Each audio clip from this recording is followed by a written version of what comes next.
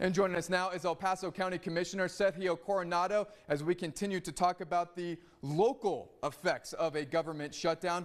Commissioner Coronado, thank you so much for joining us today from Gallegos Park. I know there are thousands of federal workers in El Paso County. From the county standpoint, what is the local impact of a government shutdown like this? Well, Andy, thank you for having me on your program. But, you know, the impact to county services is going to be really minimal. The county services are going to continue. We have funding separate and apart from the federal government. So a lot of our programs are run through not just county funds, but through state gun funds. And so we're not really going to be affected. And those people like Social Security, Medicare, and Medicaid, those bills are funded separately than through the congressional spending bill. So those won't be affected. What's going to be affected is those programs that require, the civil federal workers to be able to work out there to provide those services. So you might see some lapse in some of those services that, are still going to be continuing. But for the most part, those services are going to continue.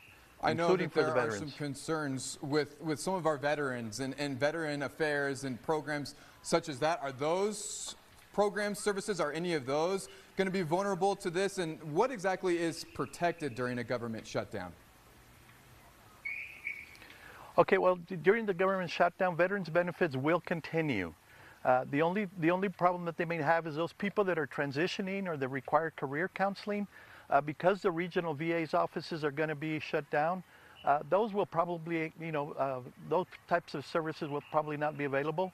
And you might have a little bit of a delay, but the claims processing and everything like that is still going to be ongoing on. And we at the county are going to continue with those services. So, for about a week now, it seemed like we were headed in this direction, right? A government shutdown with the Senate unable to pass a funding bill.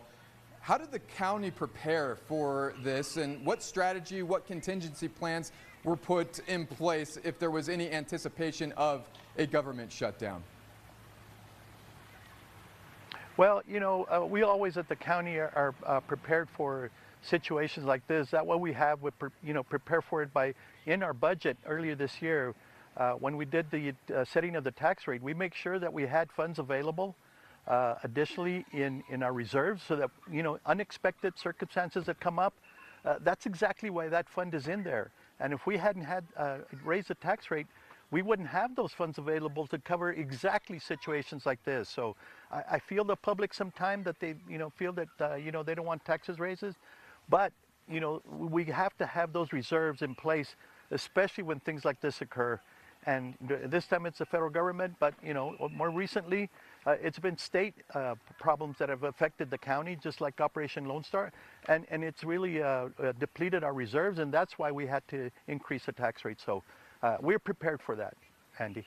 Yeah, and when you have something like this happening, Commissioner, at the federal level, how important are the partnerships that you have with other local governments, and how does everyone keep moving forward together while the federal government is seemingly at a standstill? Yeah, you know what? Part of the goals that the county has is to engage in collaboration with other entities. And so we do that on a regular basis, not just with our congressional representative, Veronica Escobar, but actually all our representatives. We sometimes communicate directly and send emails to our state, our federal senators, especially on issues such as these that are affecting the county. But we also collaborate with our local governments like, the village of Vinton, the town of Anthony, Horizon. We make sure that we collaborate and make sure that when they are suffering through these services that hopefully we might be able to provide some relief because we have those reserves available. Something like that happened, out in the lower valley with the, the problem that we have, that infestation of that red beetle, red beetle rather. And so, we provided assistance out to those farmers out there to make sure that, they had resources to be able to tackle those problems. So, we do collaborate with our local governments, and, we obviously provide services to those areas in the outlying areas of the county that are outside the municipalities. And so those people we are going to take care of. We have the reserves available. We're going to make sure that services continue, and wherever help is needed, I'm sure the county and our Commissioner's Court is going to step forward. A lot of uncertainty right now, Commissioner Coronado. The floor is yours. Anything you want to tell your constituents who might be worried about this government shutdown and kind of the uncertainty that surrounds all of it? Well, and I'm hoping that this won't last very long. What I feel for is those people that are in the military. We have a large contingency here. Those are essential services that they have to stay on, and they're not going to receive pay. Including a lot of the people that are in the law enforcement side. The people on the border like ICE, 90% of those funds will continue. That's not going to really largely be affected. But I feel for those other individuals that have to work without pay. Our national parks are affected, obviously. And what happens during this time in our national parks is that they have less people to be able to do the maintenance, especially where there's buildings. And so what happens is trash accumulates, and also, we have people damaging the park. So that is a big concern, but other than that, I just, I'm hoping that our federal government gets its act together and makes sure that they start funding the services that are required and needed by our constituents.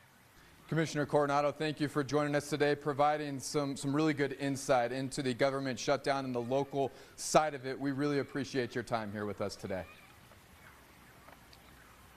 Thank you very much, Andy. I appreciate the time. All right. That is County Commissioner for Precinct 4, Sergio Coronado.